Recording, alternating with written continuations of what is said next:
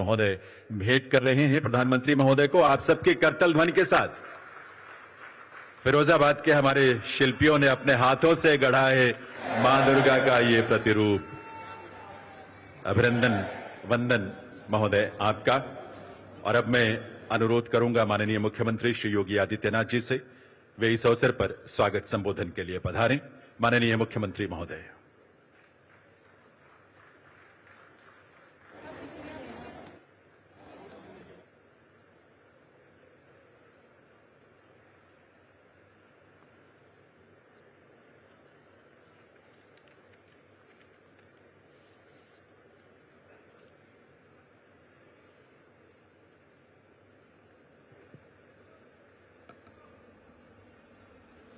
ऐतिहासिक next generation GST reforms लागू करने के पश्चात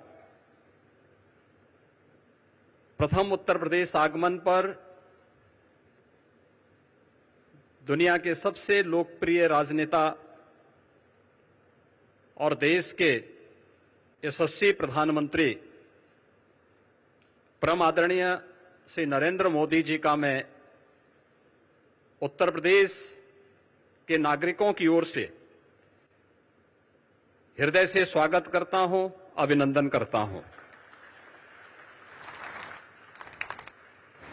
गरीब, किसान, महिला, युवा, मध्यम वर्ग, व्यापारी, लघु एवं कुटीर उद्योग सहित सभी वर्ग और समुदायों को दीपावली का यह बेहतरीन उपहार देने के लिए आदरणीय प्रधानमंत्री जी का हृदय से आभार।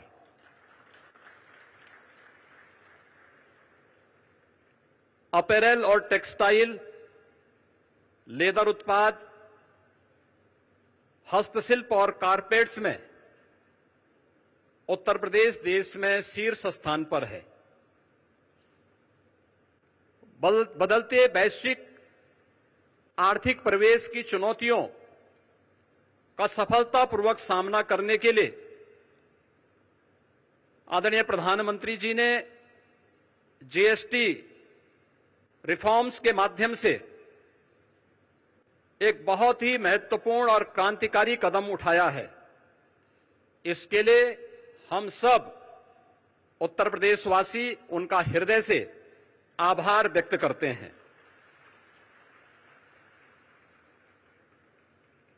हम सब इस बात को जानते हैं कि वन नेशन वन टैक्स जुलाई 2017 में लागू हुआ था। टैक्स के अलग अलग जो रूप थे, जो न केवल एक व्यापारी को बल्कि एक उपभोक्ता को भी न केवल परेशान करते थे बल्कि भारी उलझन में डालते थे। 2017 में उठाए गए उन कदमों के उपरांत उस समय जो 4 स्लैब्स थे, उनमें मुख्य रूप से 2 स्लैब्स ही अब इस नई सुधार के अंदर जीएसटी रिफॉर्म के माध्यम से हम सबको देखने को मिलेंगे। और इसमें न केवल अर्थव्यवस्था को मजबूती मिलेगी, पिछले 4 दिनों के अंदर हम लोगों ने इस बात का एहसास किया है कि मार्केट में एक नई जीवंतता देखने को मिली है। उपभोक्ता तेजी के साथ बाजार की ओर रुख किया है। क्या गरीब, क्या किसान, क्या श्रमिक, क्या व्यापारी, हर एक तबके को जैसे एक नया जीवन दान मिला है और इससे व्यापक पैमाने पर रोजगार के सृजन के साथ साथ उत्तर प्रदेश जैसे राज्य के लिए ओडीओपी सेक्टर के हमारे उद्यमियों को तो एक प्रकार का ये नया जीवन दान प्राप्त हुआ है।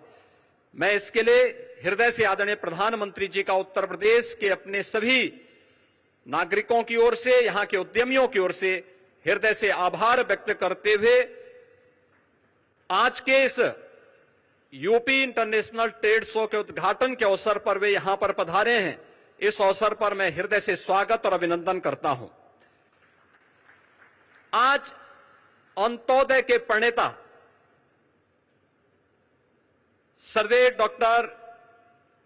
सरदेव पंडित दीनदयाल उपाध्याय जी की पावन जयंती भी है। उन्होंने अंतिम पायदान पर बैठे हुए व्यक्ति के बारे में आज से 70 वर्ष पहले एक नया चिंतन दिया था और अंत्योदय को राष्ट्रोदय में बदलने का आदरणीय प्रधानमंत्री जी की प्रेरणा से ये यूपी इंटरनेशनल ट्रेड शो एक विशिष्ट अवसर है। ये विशिष्ट अवसर केवल एक ट्रेड शो का नहीं बल्कि वर्तमान की उन आर्थिक चुनौतियों का सामना करने के साथ ही आत्मनिर्भर भारत के स्वदेशी मॉडल का और make in India, make for the world के उस प्रधानमंत्री जी के विजन का एक स्वरूप है, जिसका आज उद्घाटन करने के लिए स्वयं आदरणीय प्रधानमंत्री जी आज इस समारोह में पधारे हैं। मैं इस यूपी इंटरनेशनल ट्रेड शो आयोजन समिति की ओर से इस पूरे समारोह में उनका हृदय से स्वागत करता हूं। यूपी इंटरनेशनल ट्रेड शो का यह तीसरा संस्करण है और मुझे बताते हुए प्रसन्नता है कि इस समारोह में 80 देशों के 550 से अधिक बायर्स भी भाग ले रहे हैं और इसमें 2250 से अधिक एग्जीबिटर्स उत्तर प्रदेश के सभी 75 जनपदों से सहभागी बनकर के ब्रांड यूपी का उत्सव पिछले 8-8.5 वर्ष में आदरणीय प्रधानमंत्री जी के मार्गदर्शन में उत्तर प्रदेश में आई औद्योगिक क्रांति, परंपरागत उद्यम को फिर से दिया गया जीवन दान, उत्तर प्रदेश की समृद्ध सांस्कृतिक विरासत और सामाजिक विविधता को भी यह ट्रेड शो यहां पर प्रतिबिंबित कर रहा है। उत्तर प्रदेश राज्य को देश और दुनिया के सामने शोकेस करने का यह एक बेहतरीन प्लेटफॉर्म हम सबको प्राप्त हुआ है। इसमें जो प्रधानमंत्री जी ने आज से 10 वर्ष पहले देश के युवाओं के लिए कहा था कि भारत के युवा को अब जॉब सीकर नहीं बल्कि जॉब क्रिएटर बनना होगा, उनकी स्टार्टअप की योजना, प्रधानमंत्री स्टैंडअप की योजना,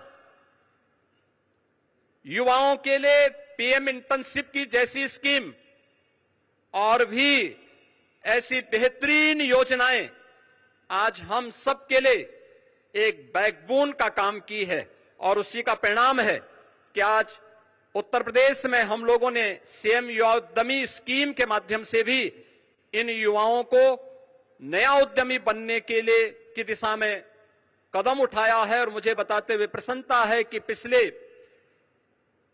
1 वर्ष से भी कम समय में यानी 24 जनवरी को उत्तर प्रदेश स्थापना दिवस के अवसर पर हम लोगों ने इस स्कीम को लागू किया था और अब तक 90,000 से अधिक युवा उद्यमी उत्तर प्रदेश के अंदर इस स्कीम का लाभ ले चुके हैं। अंतिम उद्यम पंक्ति में खड़े अंतिम हुनरमंद कारीगर और हस्तशिल्पी के उत्थान के लिए अत्यंत संवेदनशील आदरणीय प्रधानमंत्री जी ने परंपरागत कारीगरों और हस्तशिल्पियों को पीएम विश्वकर्मा योजना उपहार में दी है। इसमें परंपरागत जो हमारे हस्तशिल्पी हैं, कारीगर हैं, उनका न केवल ट्रेनिंग दी जाती है बल्कि टूल किट के लिए एक पैकेज भी उन्हें उपलब्ध कराया जाता है।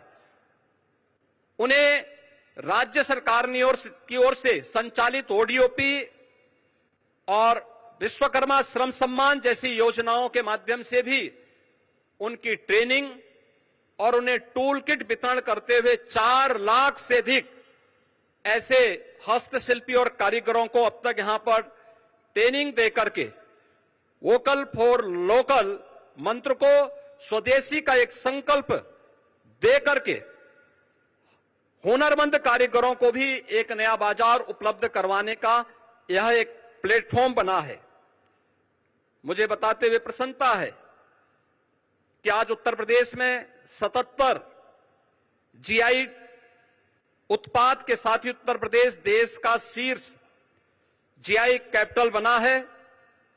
इस वर्ष हम लोगों ने 75 नए उत्पादों को जीआई टैग प्राप्त करने के लिए आवेदन हम करने जा रहे हैं। इस प्रकार प्रदेश अपने हजारों वर्षों की उस विरासत को,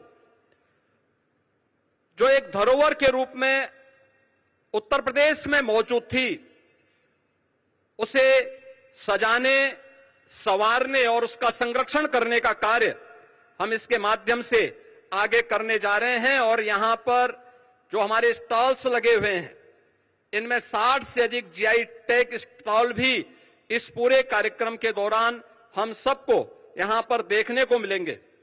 स्टार्टअप्स, ओडीओपी, हमारे उभरते हुए जो एक्सपोर्टर्स हैं, महिला उद्यमी, नए उद्यमी, हस्तशिल्पी, आईटी, इलेक्ट्रॉनिक्स, कृषि, खाद्य प्रसंस्करण, कौशल विकास, महिला स्वयंसेवी समूह, वन और पर्यावरण विभाग के अपने विभिन्न उत्पाद भी और उनके द्वारा किए गए प्रयास भी इस यूपी इंटरनेशनल ट्रेड शो के माध्यम से यहां पर प्रस्तुत किए गए हैं।